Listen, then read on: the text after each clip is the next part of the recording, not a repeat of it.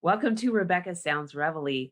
Today's show is just going to be absolutely joyful. I've got to tell you, we have with us today a diverse speaker, trainer, radio and TV guest expert who leads by example. And he successfully helps people overcome a lot of different types of obstacles. He's an international best-selling author. He's wrote 2 books. He's co-authored 3. And he has been written about in a couple of others. So with this, I've got to tell you, he has hosted many events. He's appeared on national television. He's been a guest on many radio shows. He's been written about in newspapers, magazines, blogs, and more, lots more. In fact, he's also led a very significant event. It's called Happiness in the Park, and it was hosted by the Miami Dolphins and named Smile and Wave America Day. Twice during home NFL games in the Hard Rock Stadium. I am just so happy, and you're going to see why. Happy to have Eddy Rodriguez on the show today. Welcome. Rebecca, thank you so much for having me on your show. I am so honored. I mean, this is absolutely fantastic. And everybody out there, I'm very, very honored to be in front of you today. And I hope to be able to bring some things to you that will really, just set you on fire to go out there and live life. This is absolutely beautiful. It is. I am so excited because your joy is just, it's so catching. And anything that we want to catch right now is joy, nothing else. Absolutely. Happiness is what we want. So let me ask you, how did you start your journey with where you're at now? It's funny because people think a lot of times when they hear something, they think, oh, that's tragic. But the funny thing is that out of tragedy comes beauty. Okay, tragedy is a gift that's given to you by the universe, and you just have to open it up and see what's inside. So you want to say something, go ahead. I believe it too, wholeheartedly, that there's so much in the things that happen. And oftentimes our focal point is so narrow that we don't get to see all of the other things that come along with it. And it can be hard. It can be really hard, but you've got techniques and lots of things to share on how to make happiness. Oh, yeah. And the way that mine got started it's actually like I said, what other people would call a tragedy, but I was able to find the gift inside of that tragedy. First, I had somebody that I brought into my business, and started running my business for me. I wanted to step away and become an inspirational speaker. And the next thing you know, a lot of the business is gone. I don't want to use the term, but let's just say that he mismanaged the business. Mismanaged. Yes. That's a healthier word. So anyway, so that happened, and I was getting my business back in black. 5 months later, I was getting it back in black. And my oldest daughter was in Korea. She was with her husband, and she had lupus. And she should not have been in Korea. It's too hot, too cold. But she was. She loves her husband. So anyway, they got into a moped accident. And she spent 45 days in the hospital, and then she passed away. I'm so sorry. Thank you. It's the worst thing that ever happened to me in my life. So I, of course, fell into a depression. And, I was crying my eyes out, and I didn't know what to do. And then what ended up happening was 4 months later, I had a cerebral hemorrhage. I had 3 veins that burst in the back of my brain, filled my brain with blood. And the doctors told my wife at the time, said, call the family, he's dead tonight. Oh. And I told the doctors I could only slur, okay? But I told the doctors, I said, that can't happen. No, I'm not going to have 2 deaths in my family in 4 months. No way that's going to happen. Not happening.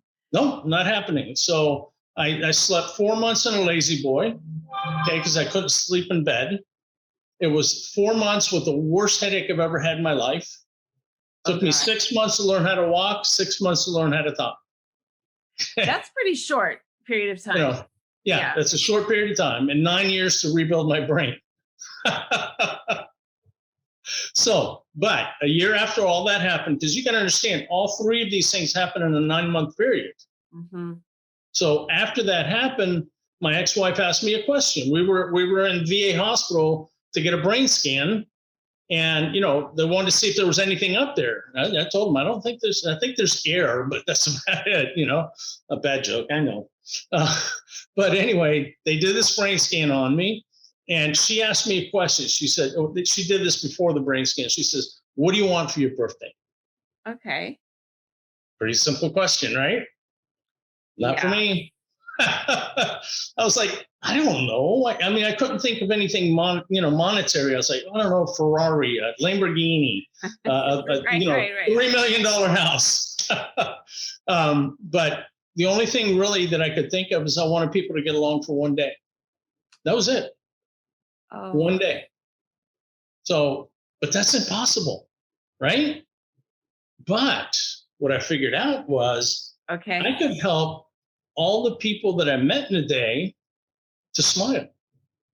Okay, I love that. So I started smiling and wave, and I was like, I asked people to say, go out, smile and wave, and say, "This is who I am. This is what I do. How can I help you?" Now, you got to understand, I was depressed. This is all the things that happened. I was depressed. So how am I going to go out and do this if I'm depressed? Right. You got to figure it out, right? So I said, you know what? I'm going to fake it till I make it. That's what you have to do. Yes. That's exactly what you have to do. Fake it till you make it. Yes. I mean, you know this. You've done all of this. You know the work. So that's awesome. That's why I'm so happy to be on this show. Because you're such an amazing lady. Oh my goodness, you are too. This is incredible, the things that you have to share. And there's more. There's so much more. Well, I hope I'm not an amazing lady, but that's okay. You know what I mean. I know, but I get the joke. So anyway, I had to find that way. So I started faking it, and I would go out to people, and I'd say, "Hi, how you doing?" I'd be my crazy self. And it started to work. It started to be where I was always happy. I was always joyful, because you know what? People say, don't be, hypocritical. Don't, you can't fake it till you make it. I said, oh yeah, you can. Yeah. I did it. And so I'm joyful. Not everybody is happy all of the time. I'm not happy all of the time, but you know what? The majority of the time, I'm really good. So, and it's all because I went out and I started helping other people. I love that. Yeah. Love that. So the funny thing is that, I did the happiness in the park. I got 350 people to smile and wave simultaneously. Okay. We actually broke a Guinness Book of World Records, but Guinness would not recognize it. It's okay. Really? No, they wouldn't. It's okay.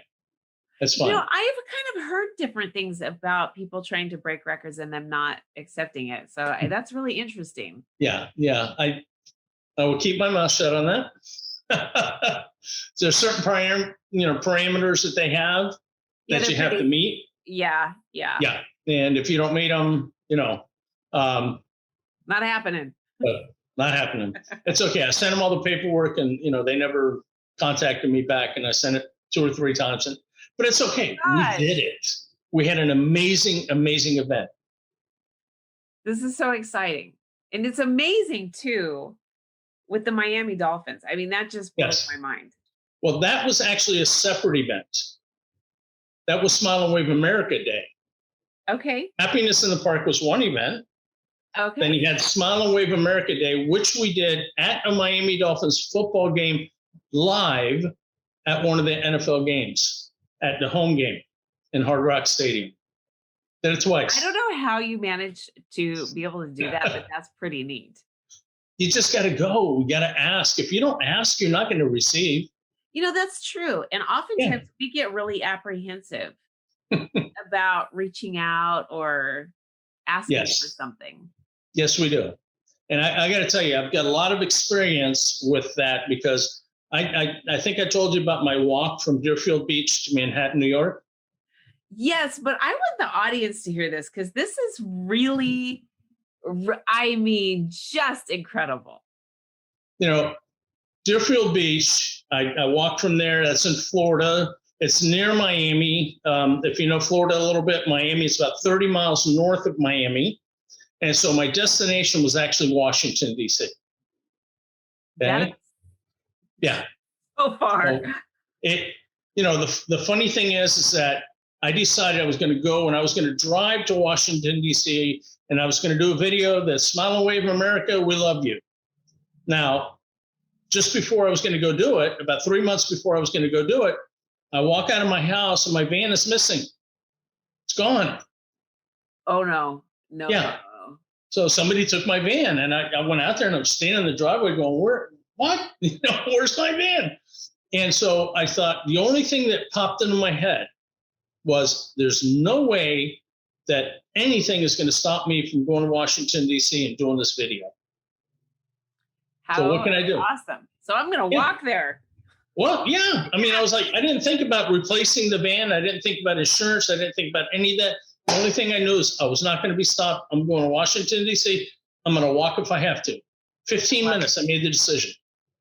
So how long after you made that decision before you decided to start trekking your way up there? 3 weeks. That's not very long. A lot of people train months to do just a run, or half marathon or.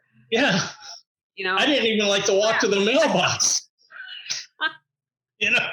I did not want to walk to the mailbox, but I knew I wanted to do this video. And I would have started that night, or not that night, but the next morning. Right. But my friends stopped me. They tried to do an intervention because they thought I flipped out. They were like, "You're crazy," and at that time, what's that?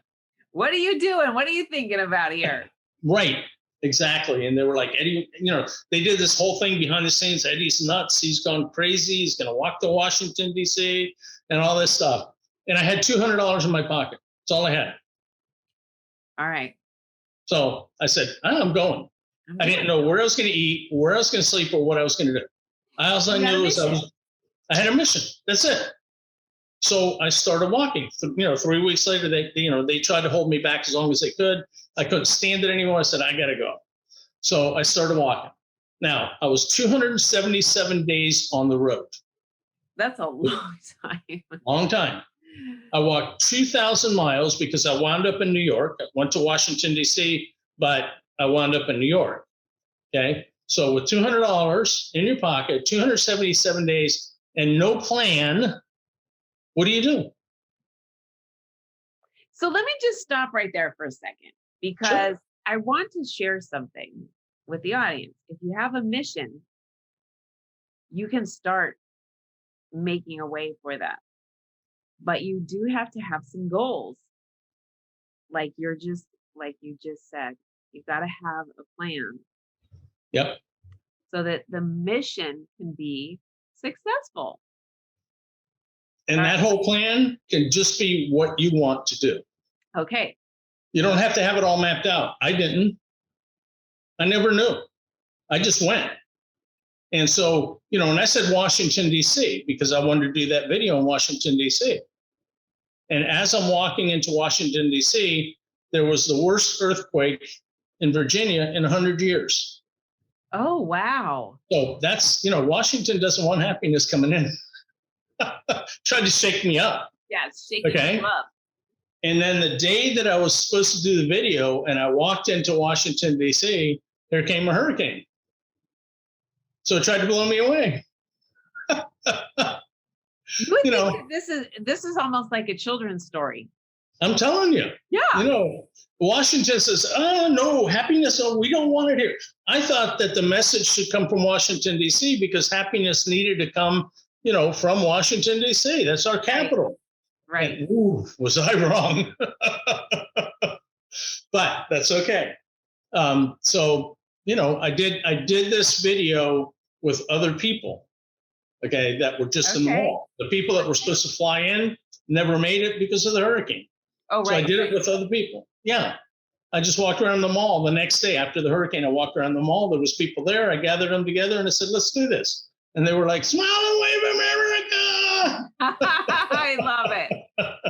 So it was very, very cool. But, you know, in life, and I'm sorry if I'm talking real fast here, but in life, you have to squeeze every ounce that you can of beauty from life. Agreed. You never know. You never know how long you're going to be here. You never know what's going to happen tomorrow. Yes. So live it for today. Yes. You know, and yeah. And when I was walking home? Huh? How'd you get back home? How did I get back home? Yeah. Mostly I walked. I did get a trucker to give me a ride 900 miles. Okay. What? But I walked all the way to New York and back. Well, I didn't walk all the way back. I can't say that. I got this trucker. He gave me a ride and stuff like that. And that was another fantastic journey. I mean, just riding with him. He was going to give me a ride to Washington, D.C., where I had a hotel waiting for me. Okay. And then when, you know, as we were driving along and stuff like that, he looks at me and he says, I'm going to Georgia. Do you want to go to Georgia with me? And I said, sure. And this is in Delaware. Okay. I said, sure, I'll go to Georgia with you. And so he kept driving. And then we got near Myrtle Beach. I can't remember that town that's right there off of 95, right near Myrtle Beach. But I said, oh, you know what? Can you drop me off here? Because I want to go to Myrtle Beach. And now remember, I'm walking. Yeah. Yeah. So while we're on the road, I called and I got a hotel. I got a hotel to sponsor me. Okay. While we're on the road, this truck is like making all kinds of noise, and I'm talking to this guy, and he's, you know, calling everywhere to get a room. They sponsored me with a room. He dropped me off there, and he kept trucking to Georgia, and I walked out to Myrtle Beach, and I stayed for about a month.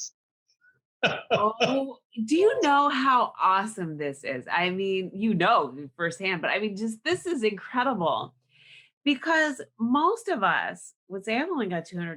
There's nothing I can do here. I can't go anywhere. I can't do anything. Yeah.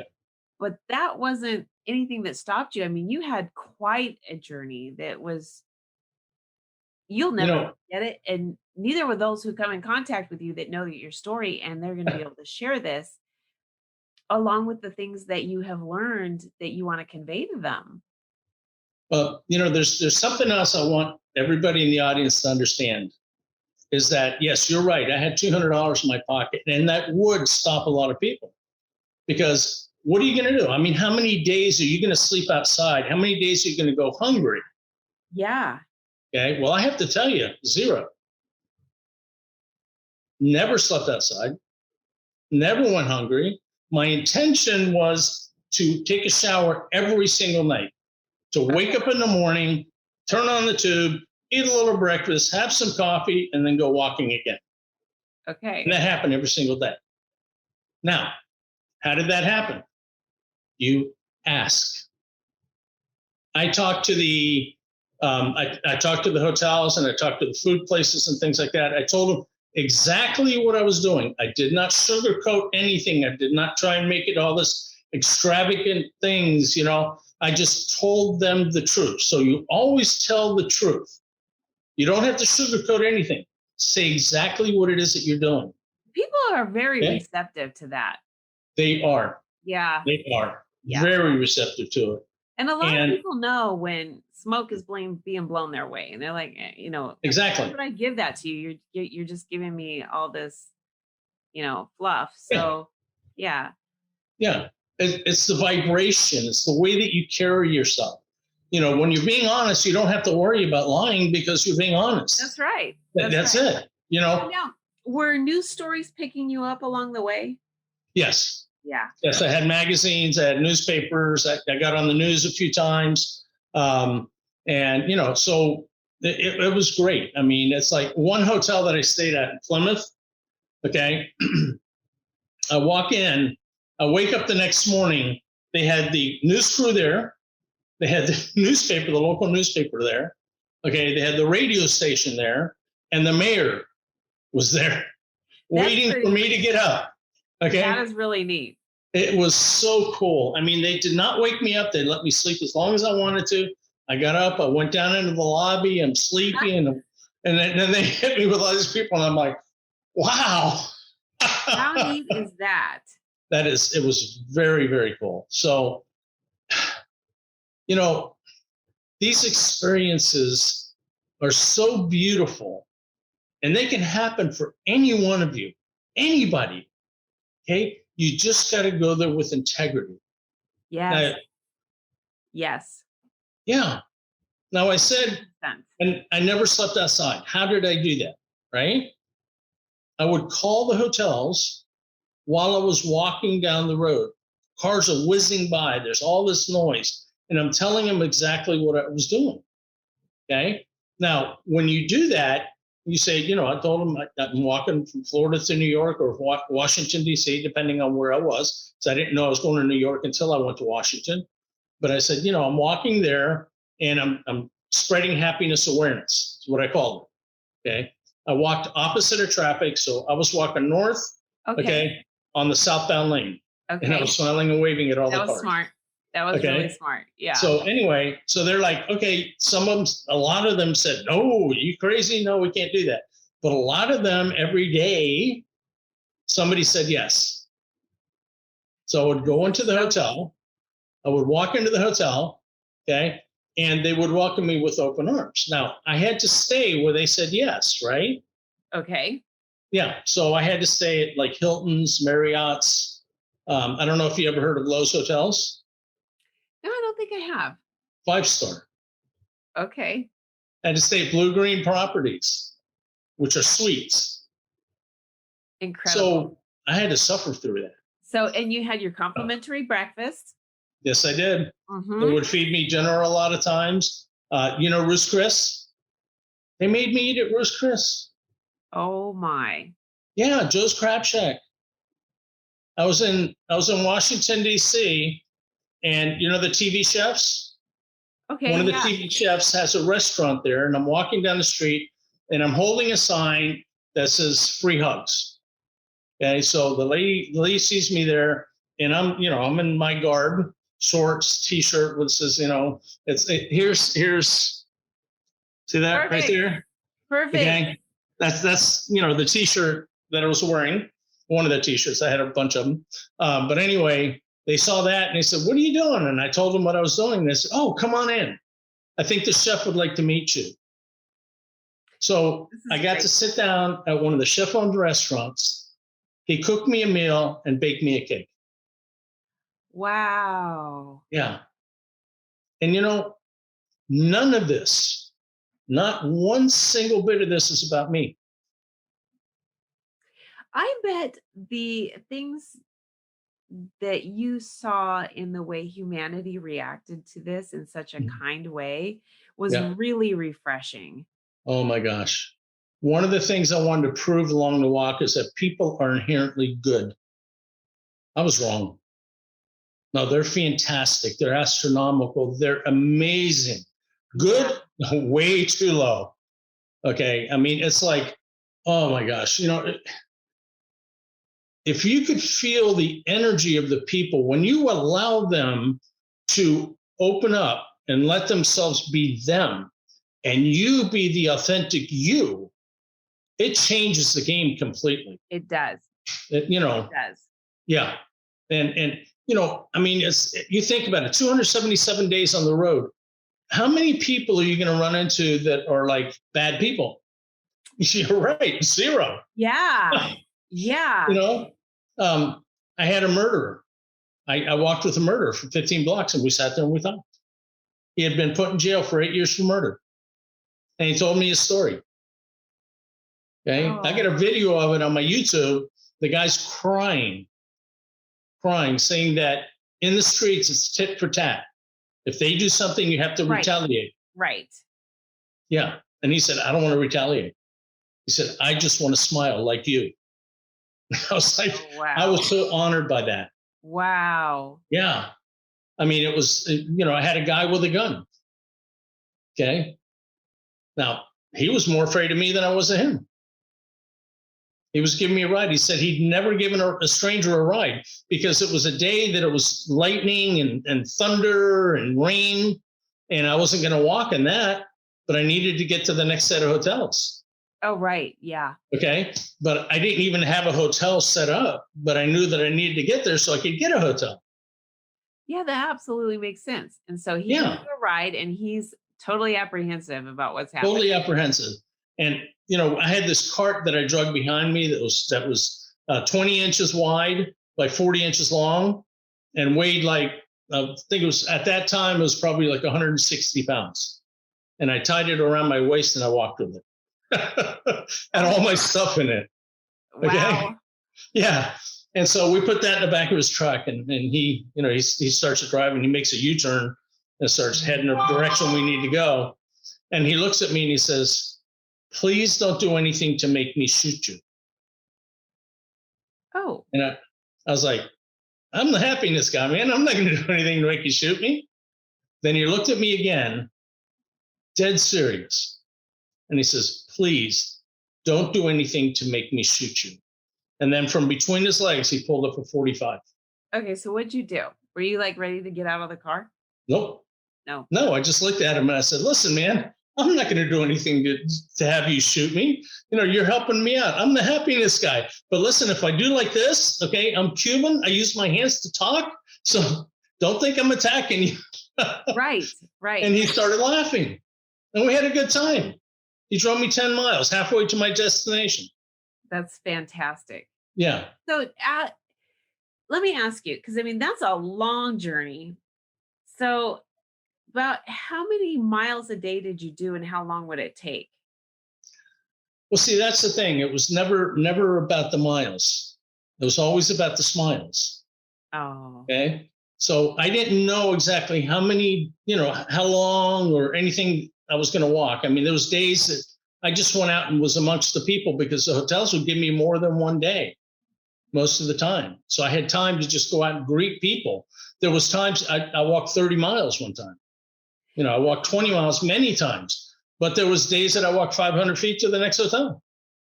So it was like, wow. Literally in where was that? New Jersey. Okay. There was a Motel 8 that put me up. Okay. And they said, "We're going to put you up here for a couple of days. And then we're going to move you to the Aloft." The Aloft is a 5-star hotel. Oh my. Okay. Executive hotel. It was like, it had all the amenities. It was, oh my gosh, it was such a nice hotel. And they said, "We're going to put you up here because we can't put you up in the Aloft. And because we can't put you up in the Aloft until the weekend, we're going to give you a couple extra days. We'll give you a few extra days." And then they took me to the train so I could go into, Philadelphia. Oh my. And I met Brett Michaels there. So he was having a concert and I got to, go to where his bus was and meet him and give him a hug and, This sounds really exciting. What an inspirational story. And I know that the audience is really just thinking about even trying to visualize themselves if they're capable of doing that. But this is, and they are. Yeah, they are. Absolutely are. And anything, as long as you have a mission and you just start, even if you don't initially have a plan, you just start towards that journey. This is great. Tell me a little bit about your book. Well, the book is, here's my book here. Okay. It's a walk from Florida to New York. And I'm not a writer, but here's the thing is that what people may not understand is what they're really capable of doing when you put your mind to it. The book is all about the walk. Okay. I've got a lot of different quotes in there. I tell about the journey and just, I have bullet points in there of what I learned along the way. And I've had a lot of people read this and I've gotten some amazing reviews on Amazon. I had one lady that she read it while she was at the airport and she was in an 8-hour flight delay. Okay. Everybody's going crazy around her. So she said, "Well, I got time to read Eddy's book." So she picked it up. She started reading it. And she said, "I couldn't believe it." She said, "I stayed calm. I wanted to get into the chaos, but I couldn't do it because," she said, "I was reading your book and it kept her so entertained and calm that she didn't worry about the 8-hour flight delay." Right. Right. So what you learn in this book, okay, is number one, the power of calm. The power of calm. Yes, being calm in any situation, because that's a key element in life. Because when you're calm, you can think straight. Okay. It also helps you to open up your creative happiness intelligence. Now, what is creative happiness intelligence, right? Well, it's a thing that I coined. And what it means is that when you get into a state where you're calm, you're cool, you're collected, no matter what's going around, you're like the eye of the hurricane. Okay. You're watching everything blow around you, but you just sit there and you're calm. It opens up your heart. And from opening up your heart, it opens up that creativity inside of you. And as you start to open up the creativity, that goes to your intelligence. Okay. You're happy, and it opens up your intelligent mind, and it expands the world, your business, your life, your relationships. I mean, everything in your life will grow and prosper. I love it. You can get into that state. I love it. Yeah. It also teaches you about emergency laughter. Oh. Yeah. You know, I use laughter to heal myself from my cerebral hemorrhage. Okay. Yep. Okay. I found everything that I could find that would make me laugh. Now, I would be laughing. My head would be hurting because my headache was so bad. My head's pounding. And then I'm laughing at the fact that my head is pounding from all the laughing that I'm doing. It becomes habitual. Yes, it does. It does. Yeah. And then there's more creativity flowing in that point too, because you're thinking of other things that make you laugh. Right. So there's a lot going on with this. This is incredible. You know, and the funny thing is too, is that, you know, laughter releases endorphins that heal your body. Yes. Yeah. So like if you have 60 seconds of laughter, it starts to release those endorphins. Now, what happens when you have 60 seconds of being angry, being mad? It releases the poisons that help to break down your body when you die. What do you want to do? I'm going to take those endorphins any day. Yeah, I'll take the other two. I'm telling you. Yeah. You know, and you know, this right here, this exchange that we're having is so wonderful that, you know, I'm just feeling my body healing, you know, right so now. Neat, because it's so overlooked. Yes, it is. And another little point, if you don't mind me making another point. Yes, go for it. I've got stage 4 colon cancer. Okay. I was diagnosed with cancer the first time in 2014. Okay. Okay. So I did surgery, took 2 feet of my colon out. They didn't find one cancer cell. Nothing. And nothing. You know, they had done a colonoscopy. They found a polyp. They took the polyp out and they said, okay, you need surgery. And I didn't know anything. You know, I was ignorant of everything. And I said, okay, fine. You know, I'll do the surgery. They took 2 feet out. They said, we're going to take 4 to 6 inches. They took 2 feet out. They didn't find out one cell. So I said, put her back. You know, come on. So anyway, you know, that was comical. I mean, it was so many errors in that time. So then 2017 rolled around and, you know, I got pneumonia. And I remember this clearly because, you know, I was in the theater. I had to go to the hospital because my chest was hurting so bad. My back was hurting. So they found I had pneumonia. My doctor, 100 days later, my doctor was, Eddy, it's been 100 days. So let's see how that spot is in your lung. Okay. I said, oh, okay, because they had found something in my lung. I said, oh, okay, let's do it. So they you know, did the MRI. They found a spot, and they said, we need to do a biopsy. So I said, again, I'm ignorant. I don't know anything. And I allowed them to do the biopsy. So I'm driving down the road about a week later. Okay. My doctor calls on me. Hey, doc, how you doing? You know, she says, oh, I'm doing good. And I said, okay, cool. You know, I thought she was going to tell me to come in and talk to me about everything that was going on. So I said, what's happening? And she says, you have stage 4 colon cancer. And I went, okay. So what do we do? I wasn't ready for that one. Yeah. I mean, you know, I'm driving down the road. And I did ask her, I said, why did you tell me as I'm driving down the road instead of bringing me in? And she said, Eddy, I told you that because I knew you could handle it. So she's seen all the things that I had handled before. Mm-hmm. And she knew that I could handle the news as driving down the road, that it wasn't going to faze me. And so what happened from that point on? Oh, boy, a lot of things. To make it short, it started to, things were going amazing for 3 years. I was doing it all holistically. They told me, you got to do chemo, you got to do surgery, you got to, do radiation. And I said, nah, not going to do any of that. My surgeon was like, you have to do this. You have to do it now. And I said, listen, it's in my left lung, right? He said, yeah. I said, that's my favorite lung. You're going to take out my favorite lung? I mean, you're going to take part of it. How do I know you're not going to take out half my lung? And he says, I don't know. I might take all of it out if I need to. Yeah. And I said, no, you're not touching my lung. I'm kind of attached to it. So forget it. Okay. So, he's like, okay. And then it grew too big. He couldn't take it out because it was pushing against my heart and the aorta. Okay. So he says, yeah, we can't take it out now. And I said, oh, good. Now you're going to quit bugging me about it? And he said, I have to. He said, there's nothing I can do, And they kept telling me that I was going to die. You're going to die at 60. I'm going to be 64 in August.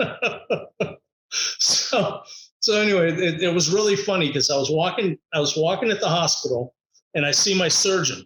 This was about a year after. Okay. I see my surgeon there.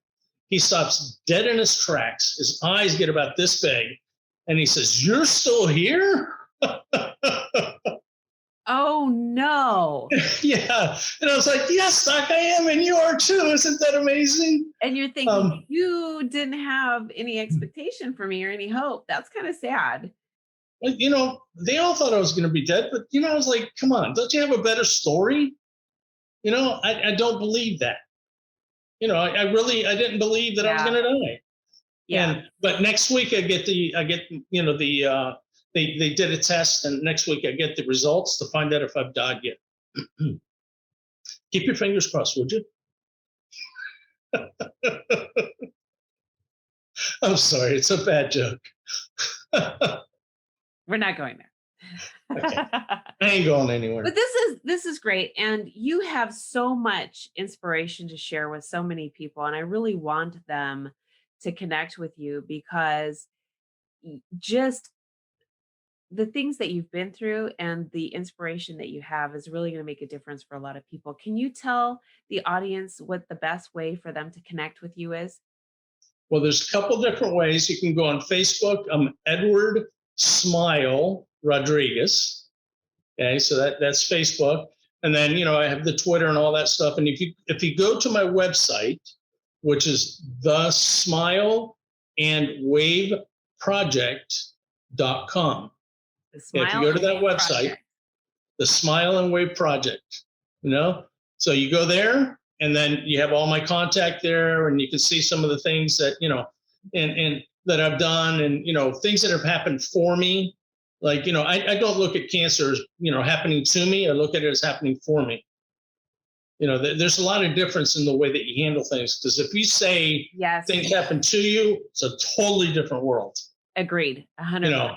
Yeah. Yeah. So, I say, listen, this is going to sound crazy, but, I'm crazy anyway, so I'll just go for it. But I'm grateful to cancer because cancer helped me drop my sugar 100 points. Yeah. It taught me how to eat.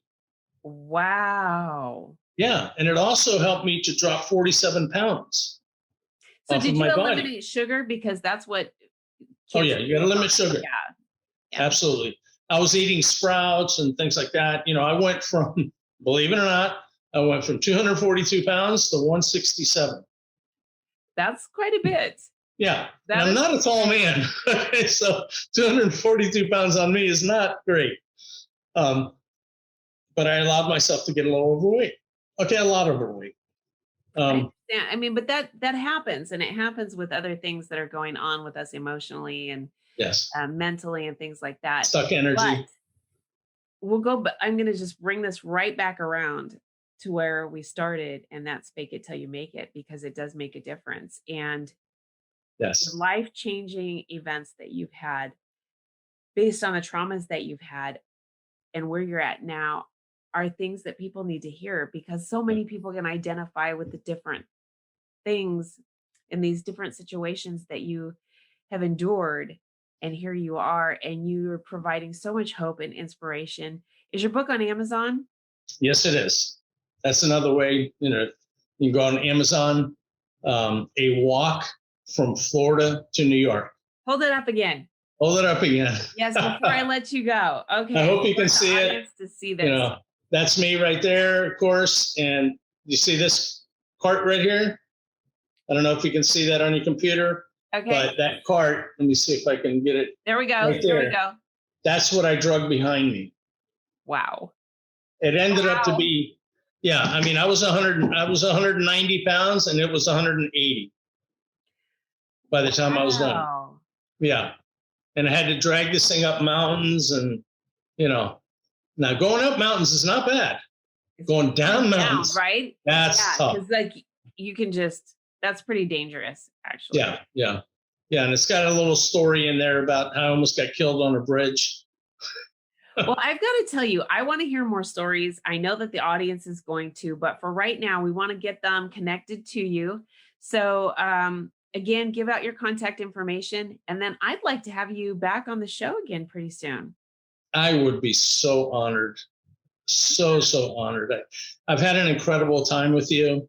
And if you want to get a hold of me, Edward Smile Rodriguez on Facebook. Okay. And then also you can go to my website, thesmileandwaveproject.com. I've got a lot of exciting things I believe are exciting that are coming down the pike. I'm going to go do a tour where I'm going to do the same thing that I did on my walk, but I'm going to be driving and staying at different hotels and spreading happiness and connecting with amazing people. Because I got to tell you, there's so many amazing people out there. Yeah. Please, I ask of you, don't say that people are bad, or don't say that people are anything negative, because you know what? Let them open their heart. Listen, people want to be heard. That's one thing. They want to be heard. They want to be seen, and they want to feel important. And if you do that, if you allow them to feel those things, and you feel those things yourself, the connections that you will make, oh, wow, they will blow you away. Yes, it will. And I have always had that viewpoint too. I take the person and separate who they are from their behavior and say, okay, that is not indicative of that person. This is indicative of a situation or a culmination of events or something like that. But we're going to talk some more. I really have enjoyed having you with us today. I can't thank you enough. This has just been so joyful and brought a lot of smiles to my face today. And me too. I know that the audience is going to feel the same. Well, I got to say to everybody out there, you are definitely loved. There's people out there that you don't even know that love and care for you. And they're sitting there looking at you and going, wow, what an amazing person that is. Open yourself up and understand that you are amazing. Yes, you are amazing. Yeah. I told myself for years, I'm not enough. Thank you. Thank you so much. And I want to thank all of you for tuning in to another episode of Rebecca Sounds Reveille. We definitely want you to feel inspired and excited, hopeful, and with lots of joy. Eddy is just incredible. You've got to check out his book and his website and get on board with everything that's going on. I want to thank you so much for tuning in. Again, you don't know how much you're appreciated. You really, really are. Please make sure to share this with all of your friends, your family, everybody that you know on social media, and everybody you don't. Absolutely. Love you all. Thank you so much. Smile and wave. Really, really, really appreciate who you are, what you represent. And I know that you're going to go out there and do good in the world. Keep smiling.